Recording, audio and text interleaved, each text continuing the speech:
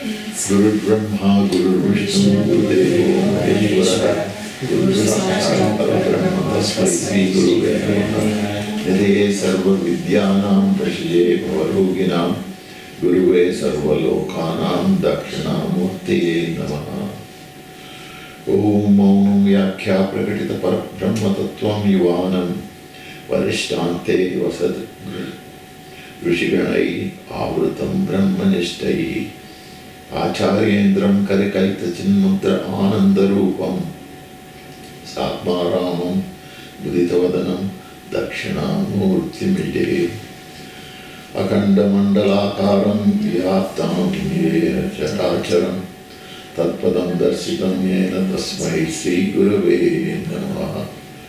Tvameva Mata Chapita Tvameva Tvameva Bandhu Sasakha Tvameva Tvameva Vidya Dravinam Tvameva Tvameva Sarvam Mama Deva Deva Vasatoma Satgamaya Tamasoma Jyotirgamaya Mrityurma Amritam Gamaya.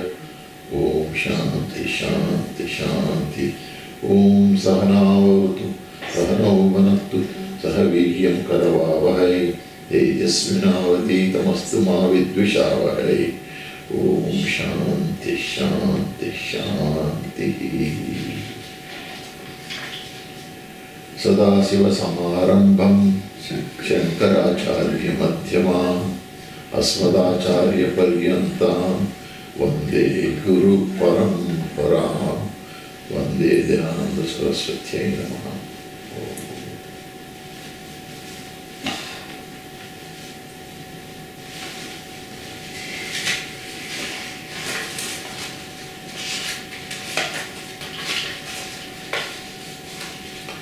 Sarva Vedanta Siddhanta Gocharam Tamagocharam. Sarva Vedanta Siddhanta Gocharam Tamagocharam. Govindam Paramanandam Sadgurum Pranatomyam.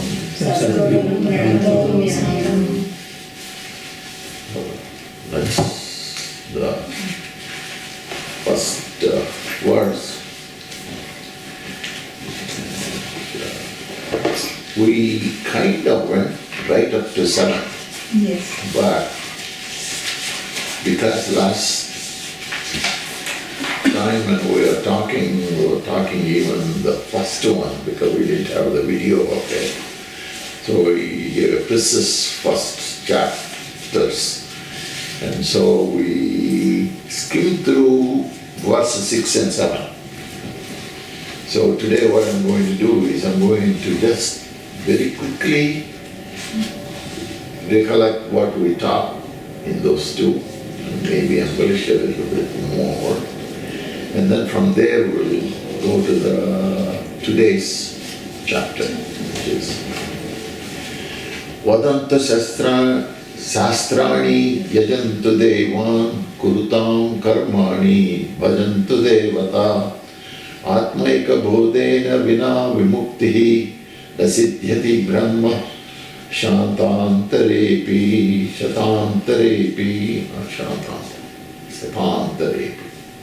In Sanskrit it is very difficult. If you take a tha and then just make a small tha, then it completely changes the meaning. Even it is Satanta, it is Santanta. Santanta is from Satanta. Basic, in this one, there are a couple of things which are very interesting. The first one is Vedanta Shastrani. So it says that Shastras tell us. And Shastras tell us so many things. So it goes on to saying, if you know all what is said in Shastras, Aham Brahmosmi and Tatmavasi, and then all those things, they tell you so many things and you need to follow those things. Without following, doing it is not good. So we had examples given there about Vishnu Sahasranam and Lalita Sahasranam, and I said that we need to be, whatever we do, we need to have the intent and an inner quest and the tenacity, thirst to learn. And learning is one thing, and following it is another thing. So if you learn it and if you don't follow it, then you ain't going anywhere. If you learn it and if you follow it, you're going someplace. But if you just follow it, even without learning, some people know all those things, they follow it, they go all kinds of places, and we're going to see all those things today. So today is a very interesting one. It's about mostly. So one of the things which we just said that Sahasrayana Vadantu is just like having a Wi-Fi. So Wi-Fi tells a lot of things, and if you don't utilize it properly, then the Wi-Fi doesn't give you what you need to know. But if you utilize improperly, you might get into troubles. And so it is a very interesting thing. Like that, even Shastras, when you follow them with intent, then they give you quite a bit. And if you don't, then they give you a completely different thing. And we given a example from Mahabharata where he said that Arjuna, even after learning Bhagavad Gita from Sri Krishna, he was reborn again. So Mumukshatvam did not come to Arjuna. He did not become Mumukshatvam. And another funny way of telling what Mumukshatvam is, you can go up to the gate of Vaikuntha, but the door doesn't open.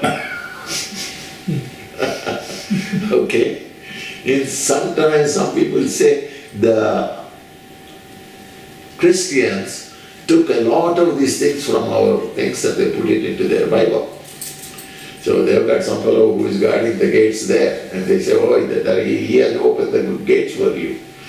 And so it's the same similar kind of thing. Most probably our gates are some millions of years old, and their gates are just 200,000 years old. Their gates came into being only at that time. So, second one, it says, Devan Yajantu. Yajantu Devana. Yajantu is doing yajnas, havan. So a lot of people go and do a lot of yajnas and havans and other things. And in those havans, you're not calling Shiva, or you're not calling Narayana, or you're not calling Lakshmi. You specifically bring them in the beginning, and afterwards you start praying to some like Indra and Agni and Varuna, all these people. So there are a lot of people who do yajnas to devatas, and then karmani kuruvantu. That means they do satkarmas. When you say karma, it could be satkarma and it could be a dushkarma too. And so karma doesn't by itself establish what it is. Karma is just like a verb. So it could be a good verb or a bad verb. And it has a tendency to give you both sides of the thing. And even if you do satkarmas, kurvantu karmani, in this particular place, what Shankaracharya is saying, if you do all your karmas and you say this is the right way to do karma and I'm going to follow the right thing, or I'm going to be a pativrata, period. So I'm going to follow that karma and I'm going to go through that road. Or someone else comes and says that I want to be just like Rama. So I'm just going to follow all my karmas according to what my dad tells me. If the dad says you're going to become BCom, they become BCom. If the dad says you're going to be an engineer, they become engineer. If they say, you got to become a doctor. That is our mindset here at this time. And they become doctors. And so, that's that. And then, Devata Bhajantu. Pray to all Devatas. And here they say, stress on bhajans. We keep doing bhajans after bhajans. We go to people's houses, do bhajans, and we do all these things, and we expect something out of it. Okay. In this one, what he says is all those things are not going to give you in Brahma Satantarepi. That means several hundred births of Brahma.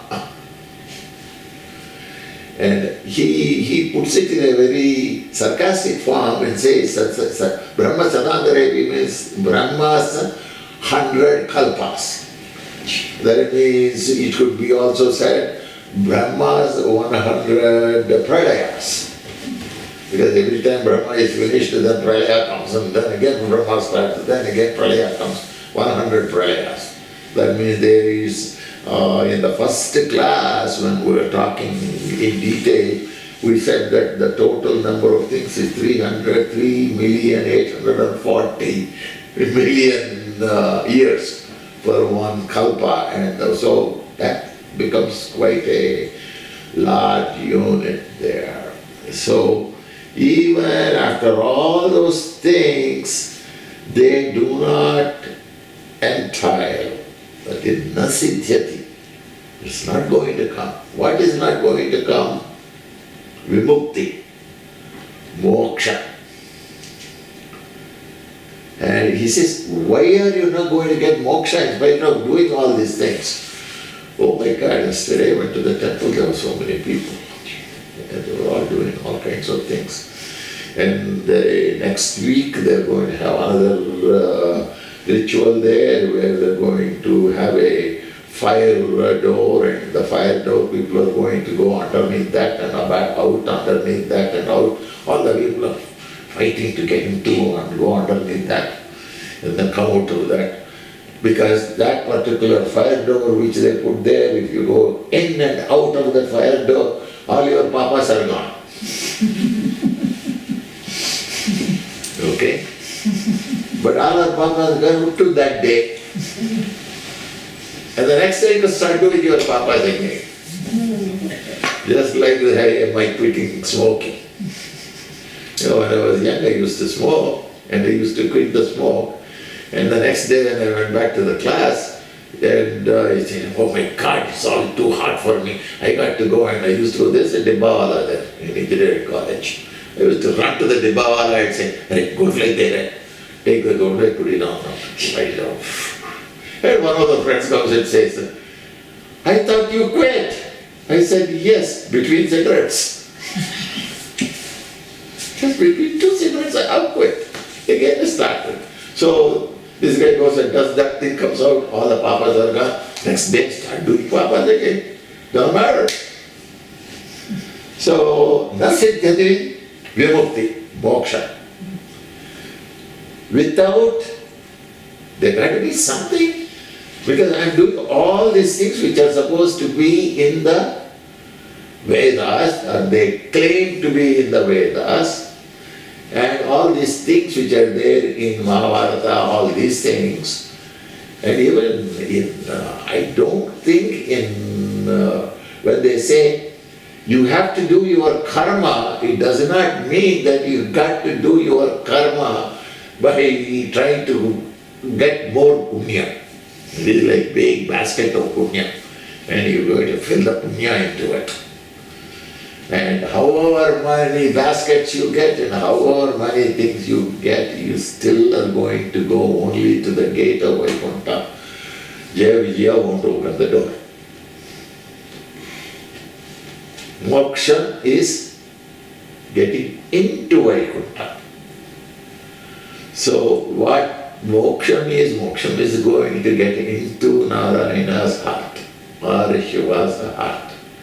And that moksha is not going to come, even though you do all these things. But is there no good benefit from it? No, there is a lot of benefit. You get a lot of punya. And what is the punya is all about? As you go more deeper into the Veda Chudamani, you will find out that punya is equivalent to what desires are fulfilled for you. So what it does is, it just gets you to a stage where your desires are fulfilled. So if you go to the temple and then say, I am going to take 108 chakras around you. And as you are doing the 108 chakras, you say, Venkateshwara, I am not married. I don't have a wife. No one is coming to me. I can't date people because I am a Hindu. I never dated before. My dad and mom said that's bad, so I did not do it. Om Narayana, Om Narayana, Om Narayana. I really want to get married. So what happens? If he has done that 100 like that, he continues doing. He is going to find some lady, some devata will come there into the temple and say, you seem to be a very nice person. I would like to get married to you. And get married. Or somewhere along the line that desire is fulfilled. But if that desire is fulfilled, you are happy. But are you finding that you are going to go to moksha? No, moksha doesn't come. The next one, it says, Amrutatasya nashasti vittenavya hi srutihi bhravati karmano muktera hetutvam sputam yataha. Vittena. This is the one which I wanted to make much more predominant here, is vitta. Vittena is wealth. And it says, Vittena amritatasya, immortality. What it tells is, with money you can buy the presidency of the United States of America. But with the money, you can't buy Lord Venkateshwara. Even if you put a lot of money into whatever you are doing, it is not going to get you his blessing. Because it is still a desirous function. So most of the yagas, this is why, most of the yagas, you are asking, Dehi me, Dehi me, Dehi me. So in Rudra, the first portion we are forgetting, and you are coming always to the Janaka. Tavanchame, Sukanchame, Ichame, Machame, all Ichame, Chame, Chame, Chame, Chame, Chame. All I want this, I want that, I want that, I want that, I want that, I want that, and a whole bunch of them. And so that wanting has to get out of a person's thought process.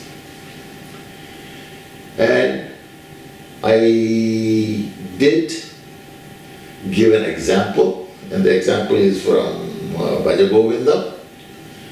Earlier I gave an example of Bhaja Govinda where he says Modhamati. So this one I am Modhamati. And now in this one, we are talking about Dhanam. And in Dhanam, Dhanam Moolam Idham Jagat. Okay? So, if you want Dhanam Moolam Idham Jagat, then forget Mukti. Mukti is gone. That's gone somewhere else. So, you can't prioritize Dhanam. Or you can't prioritize Dhanam to be a pathway to Mukti. That's what it says.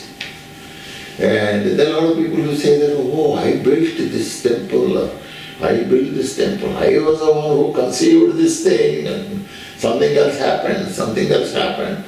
And in India there are people who do that, and there are a lot of jamindars who give money to temples and other things, and those people are all, if they think that they have got moksha, no, they have not got moksha. They are only going to get moksha by tyaga. Tyagam means not giving away to someone, but tyagam is to do a visarjana of your desires, emotions. The first three which are there, all those things have to be visarjana.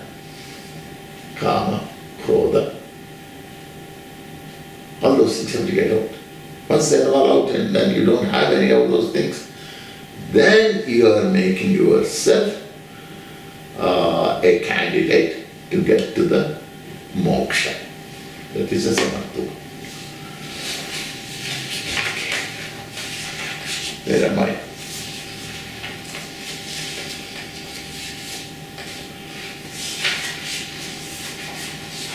The next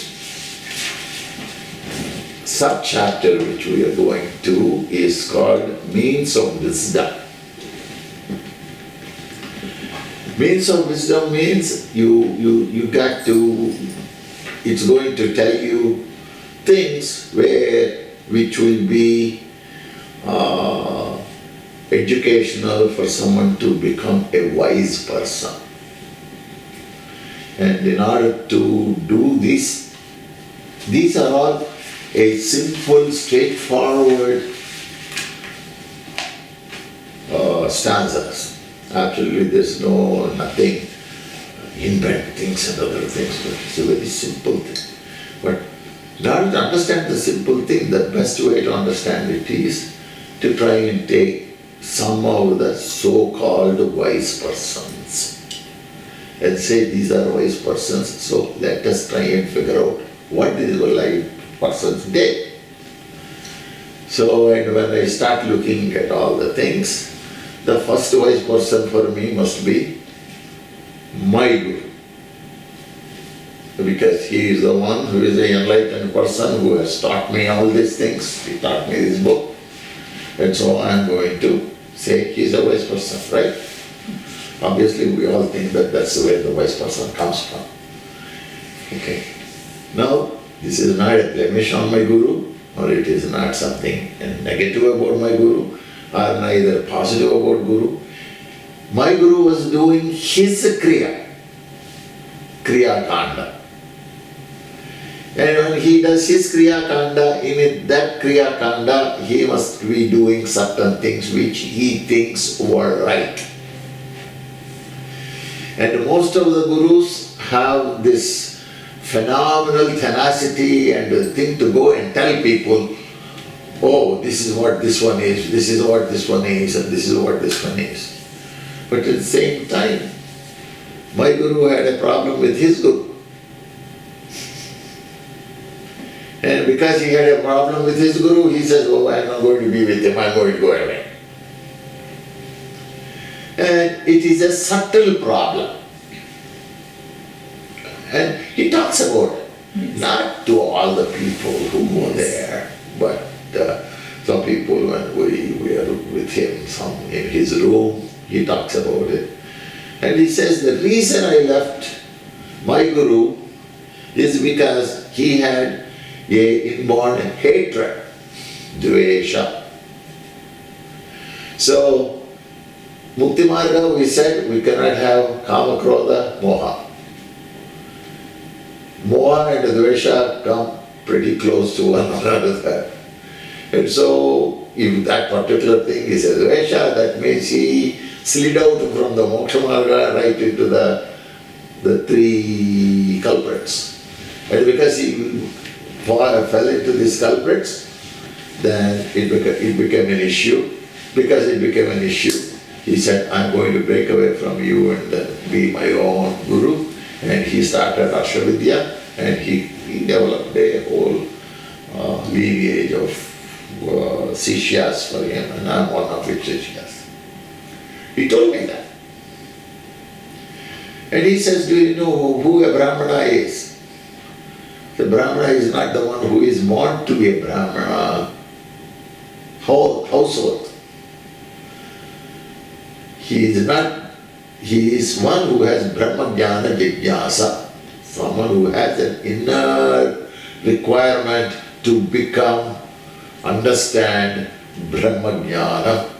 And the Brahmajnana, earlier we read in one of the things, Brahmaikachana.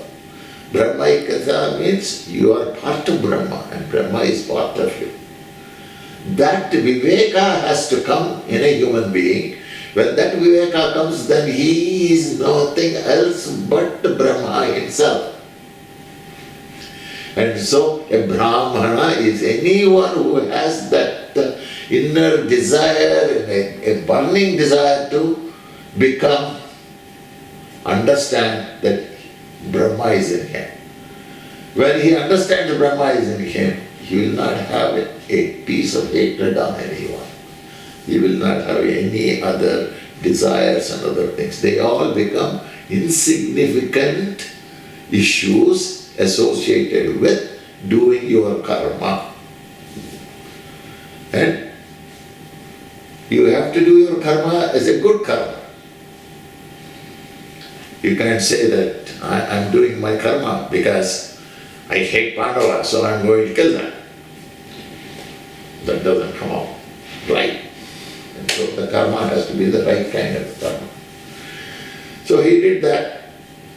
And he lived a very good life, lot of seva, whole bunch of seva. Sometimes I sit and say, he came once and he called me up and he said, you got to do seva. I said, okay, Swamiji, I will do seva. And then I said, you gave me this book and you told me, seva doesn't do anything other than give me punya. I don't want punya. Why do I want punya? Means you should not have a desire of having to keep it with you. That means giving away, giving it out. That means getting it out of your system. That's a key point which he came up with. I said, okay, he's a wise man. Then his guru was Chinmayananda. That's the gentleman who wrote this one. This is the one which we are following. And Chinmayananda was a phenomenal man. He was a freedom fighter. He went to jail for fighting. And he was beaten up very badly and thrown on the street. And actually British caught him, put him in a jail, beat him, and put him on a jeep and sent him out, and he fell down on the thing, and he was on the road, and one of the friends came and picked him up and took him and got him back to.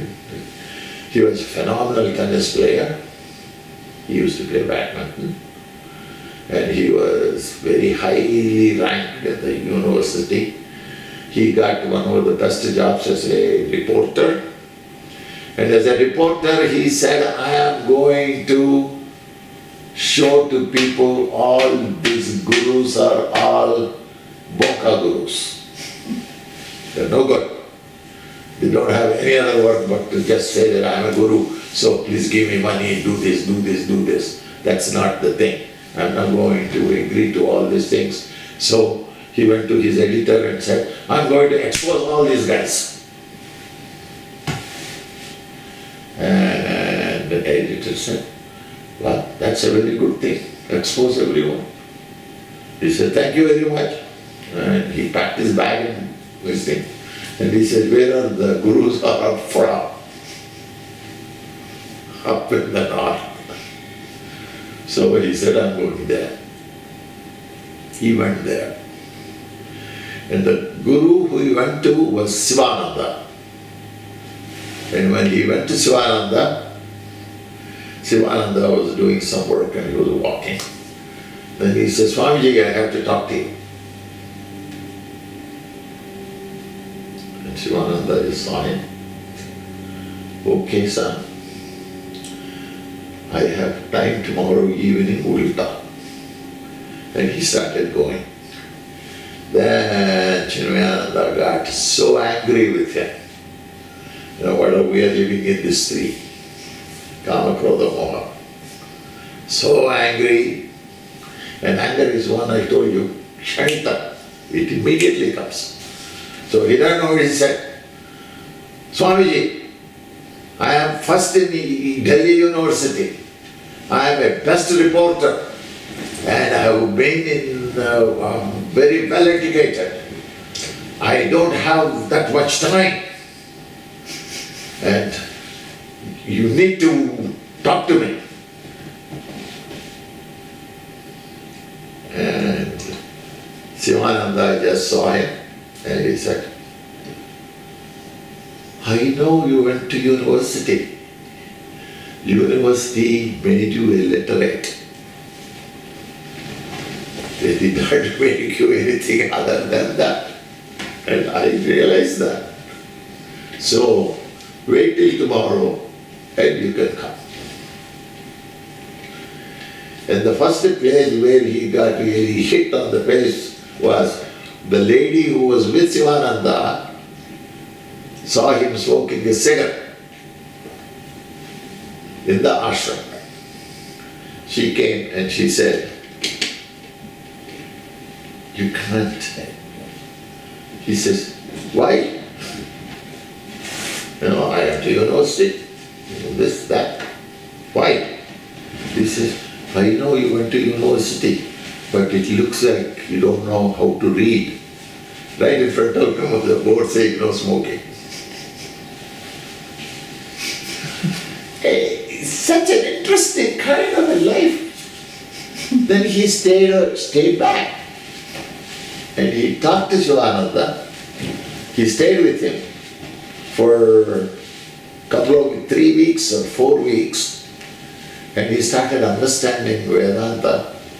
Every 2 weeks he was calling his boss in Delhi and telling him, please give me 2 more weeks. Please give me 2 more weeks. Give me 2 more weeks. At the end of 6 weeks, he went to Sivananda and said, I want to become a monk. The transformation came. Because he was going there with a confrontive mode, he was coming back with a very Vedantic. And finally he learned that. Then he says, you can be a monk, but not this way.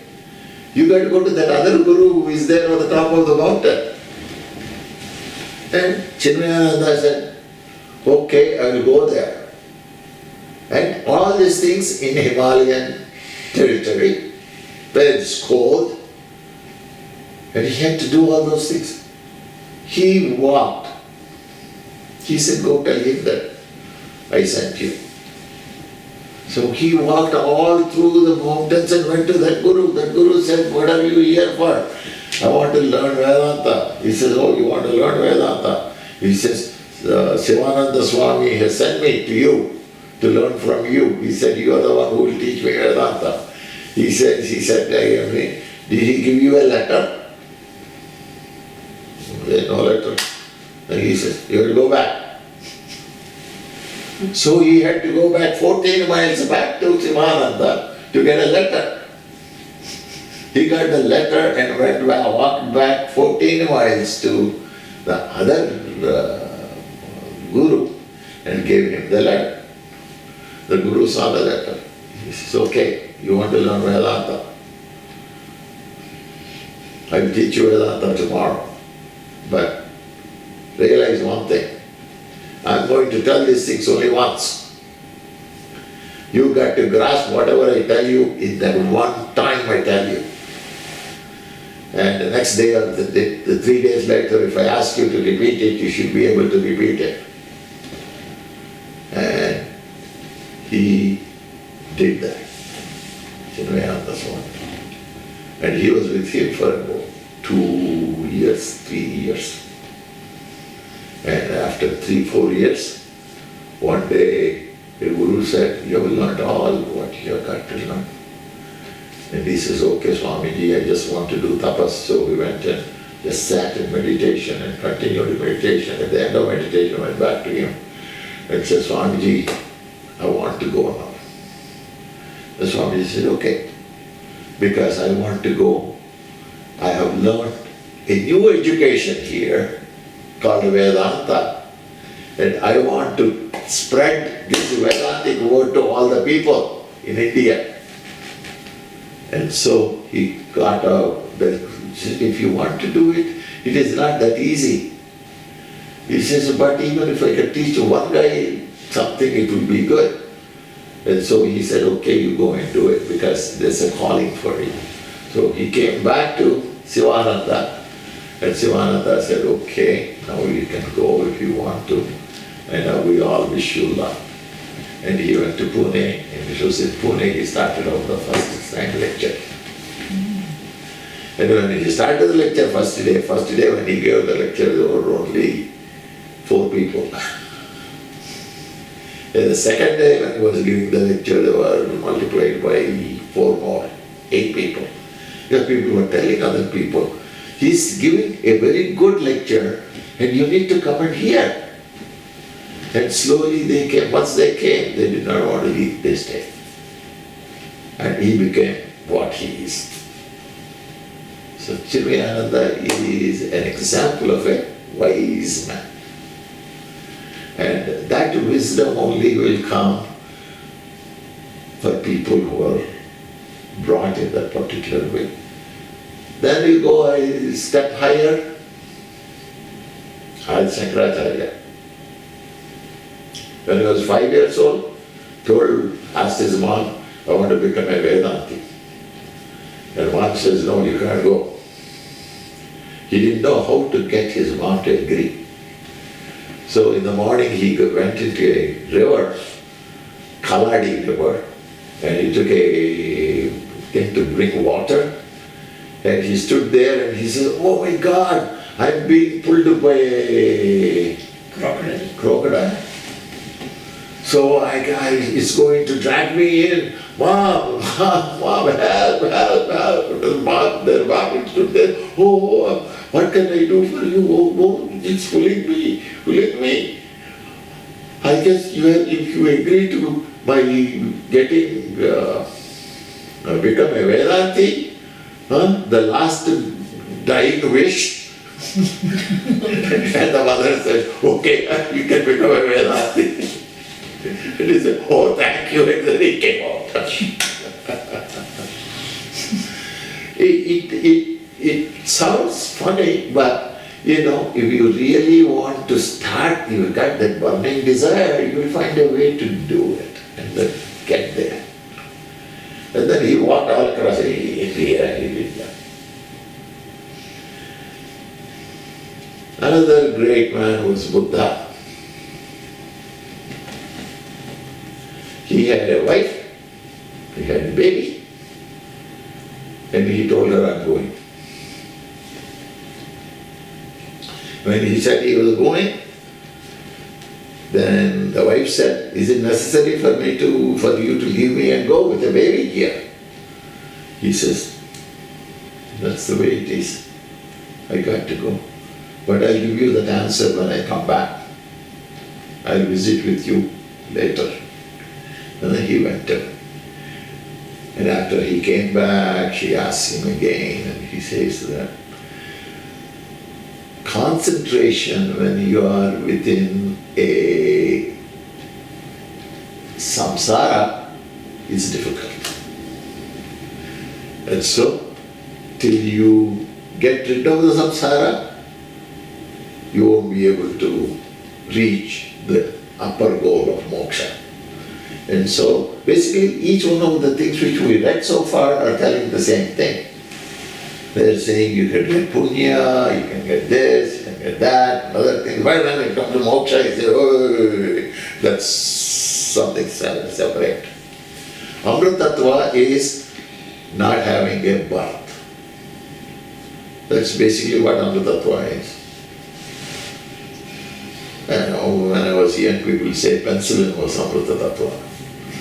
Because one of my uncles is one of the guys in Glasgow who did the penicillin thing. And so that became Amritattva. And Amritanjan people say this is Sarva Roga Nivarini. Any roga, it will go, don't worry. And so those are all the things which come. So wisdom, in order to understand wisdom, understand to reach wisdom, There are a lot of things which happen, and they are the ones which we read here. And most of them, I'm going to go let me see what happened. 8:11. Good. 20 minutes. 11, yeah, 19 minutes. Okay, we'll get enough time. The first, it is stanza 8. Ato muttai preteta vidwan sanyasta bahyarda sukha sakuram santam mahantam samupetya desikam tano padistara samahitaha. You see here, he uses the word of mahanta. And the reason that mahantam is the word I wanted to get everyone glued into all these people, with great people who have renounced all their desires and other things. Because mostly when you become a sannyasi, you don't have a grihastha ashram. Once you don't have a grihastha ashram, then you are a sannyasi. That means you have renounced a part of it. None of the bhavabhadas. And so, if I break that thing down, atha ke prayateta vidwan sanasta bahyarda sukha sakurutsa. Therefore, atha vimuktai, freedom. Person who is freedom-seeking, learned man, renouncing sensual pleasures and desires. Sukha, sensuous pleasures. Na santam, wise person. Mahanta, great. Who is great? Chinmayananda is great. Shankaracharya is great. Ramakrishna Paramahamsa is great. And Ramana Maharshi is great. He's the greatest for me. He didn't even wear a shirt or anything. He just had a small gochi, that's all, nothing else. I saw him in 1948. I went there, I was a young kid, 9 years old. I went there with my dad and mom. And they were talking so much about him in the car. I was just wondering, what's all of these people talking? He must be a great guy. I was expecting someone to wear a nice, good corduroy suit with a big tie and a whole 9 yards. When I walked in, there was a tin shed, and inside there was a elevated platform, and he was just lying down on the platform. And all my mom and everyone went and sat there, closed everything, silence, no one says anything. And I'm 9 years old, silence was a bad thing for me. So I went there, sat there with them.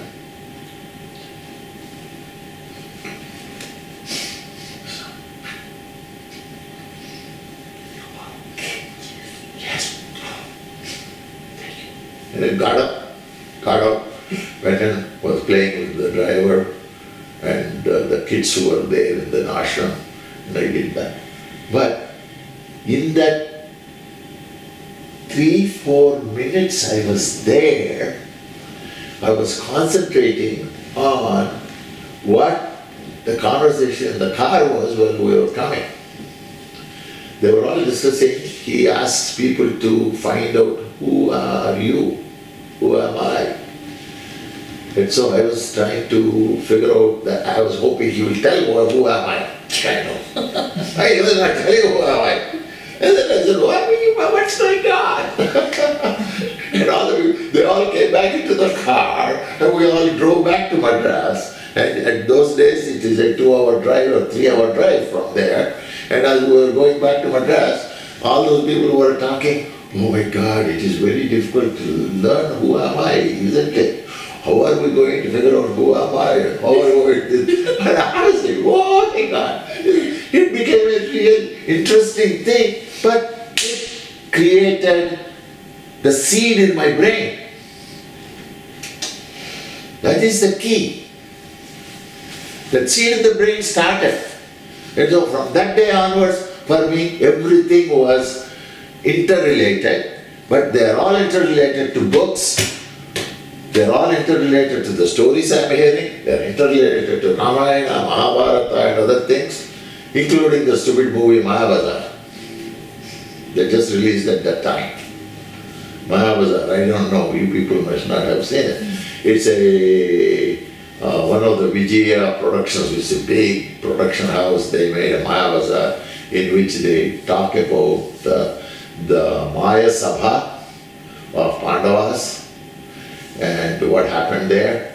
And then they finally agree to get Duryodhana's son get married to Shashireka, who is one of Krishna's brother's daughter, and the whole hell breaks loose, Gatotkacha coming and really putting all Maya there. That's why it's called Mahabharatha. Yeah. It's a very nice movie. But anyway, anything which I was seeing, I was started. The only thing which is good about Vedanta is it says that you got to start thinking about these things. And here in all these things so far we have learned about not doing, no desire, no this, no this, no this. So that's what it is. So here, therefore, the learned seeker who is interested in gaining freedom within, who has renounced all his desired pleasures and sense objects, should approach a good, generous master, that is the Mahatma, master, and must learn attuned to the true significance of the words of the master. So, I am not a Mahatma. I said right at the beginning that I am a Modamati. But the minute you understand you are Modamati, you have got the first step towards getting into Mahatma. Because Dayananda Saraswati used to tell me, you've got approximately 485 layers of ignorance on you. And he said, every time you read one verse of Viveka Chudamani, one layer of ignorance is gone. When you do the second one, second layer of ignorance is gone. So every time we are coming through these things, he's telling so many things. He says, Mukti is not from doing bhajans. You get punya. This is not saying, don't do bhajans. Don't get me wrong. But as a satkarma, you can do bhajans. But when you do bhajans, don't expect anything out of it. You get punya. Then you go to Venkateswara Swami and then hit the coconut, boom. What is he immediately giving you your Mercedes Benz? No, he ain't going to give you that. Last time we were talking about that, where you know it is going to come and you are anxious. In that anxiety you are saying that, oh God, you got to do this. And then he does it. The other day someone asked me, what is greatness of Siddhi Sai Baba? I said, Siddhi Sai Baba greatness is very simple. He says Shraddha. Shraddha means being very particular, very meticulous. That's what it is. So I said, a guy in Hyderabad wants to go to America. So he says, Baba, I have to go to America. And he says, Baba says Shraddha. I got to be meticulous. So he takes the application for the American consulate. Very meticulously fills the application. Meticulously follows everything which is said there. And at the end he goes and gives it to the American consulate. And the American consulate says, you got a perfect application, everything. He gets the visa, he got it. He immediately comes back to Baba. Says, thank you Baba, you have given me the thing. Is it his meticulousness that got me the visa, or is it Baba who said, went and made mumbo jumbo with the consulate? So when you look at those things, for Baba there are so many people who are doing that. And so he has become very popular. So once they asked me to talk there, and I told them, please don't come to Baba asking, give me this, give me this, give me this. Someday it's going to stop. You can take everything away from Venkateshwara Swami and there's nothing left anymore. So that's the kind of a thing it is. The next one. Uddheratmana Magnam Samsara Varidau Yoga Rudatva Masadya Samarga Darsana Nishtaya. Uddharet Atmanam Magnam Samsara Varadhav. Samsara Varadhav. Did I tell you the story of Narada? No. We didn't. Samsara Varidhav is the ocean of change. It is Maya. The Samsara Varadhav is an ocean of change, and this ocean of change comes only on the basis that you got to understand your samsara itself is unreal and it is Maya Purita Samsara. Narada one day was going and asked Krishna, please tell me what Maya is. Krishna said, you want to know Maya? He didn't say that, but he said, get me a glass of water. So Narada took a glass, or he wanted to get a glass, so he started walking. It was very hot. He was getting thirsty. He saw a village. Immediately he went to one of the houses there. He tapped the door. The door opened, and I guess Padukon was standing there. And as Padukon was standing there, all of you know Padukon? Yeah, Deepika. Deepika Padukon. She is one of the actresses in Hindi movies. If you're talking about Madras Express and all that. Very beautiful girl. very beautiful model. She was standing there in a Tribhanga pose. You know what a Tribhanga pose is? This way, that way, and standing there. And the minute Narada saw her, he said, will you marry me? Narada said, sure. Oh my God, he got married to her. And he stayed there and was very happy. And he became a progenic father. He had a whole bunch of children, like Kuchela. So many children, all of them running around, and he was very good taking care of the children, doing everything, and he was there doing everything. And suddenly one day a huge big flood came. And the flood came and it covered the whole house, and his whole kids were all floating away, and all his cattle was going away, everything was going. It was a big havoc. He didn't know what to do and other things. And he did everything, and then suddenly he decided that he has to call Krishna. And so he said, Krishna, please help me, Krishna, please help me. And suddenly the whole flood disappeared. His house disappeared. The girl disappeared. Everything disappeared. He was right in front of Krishna, and Krishna was under the tree there, and he says, where is my glass of water? This story exemplifies what a Maya is.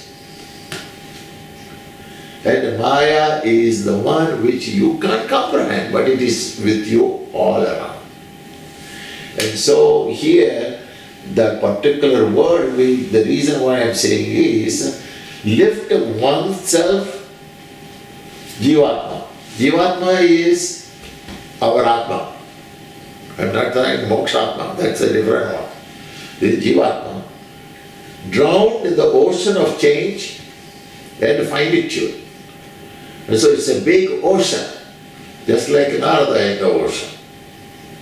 And in the water, and so you want to get out of it. Then it says yoga rudatva.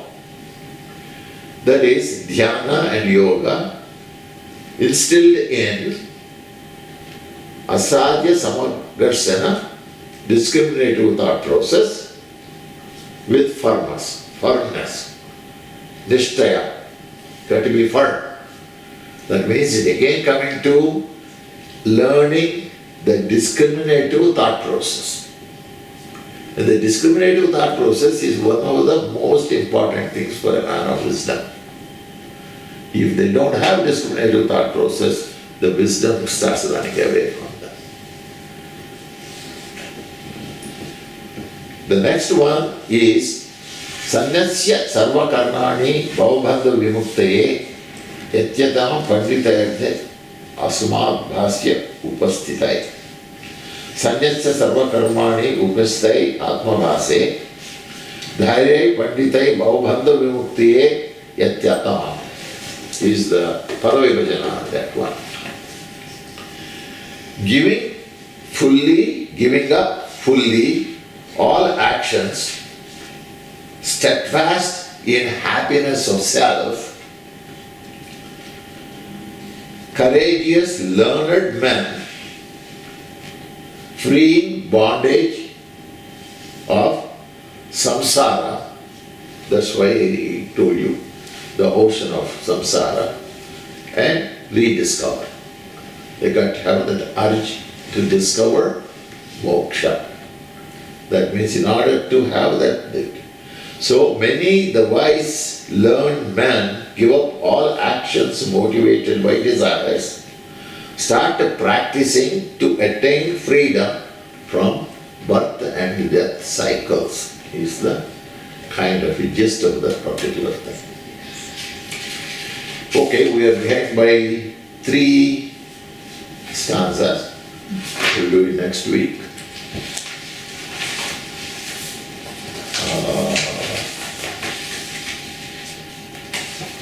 Sarve bhantu sarve bhantu sukhina, sarve santu niramaya, sarve bhadrani pashyantu, ma kakshittu bhavaya,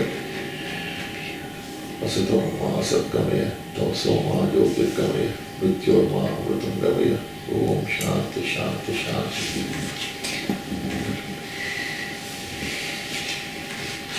Loka samasta sukhino bhavantu.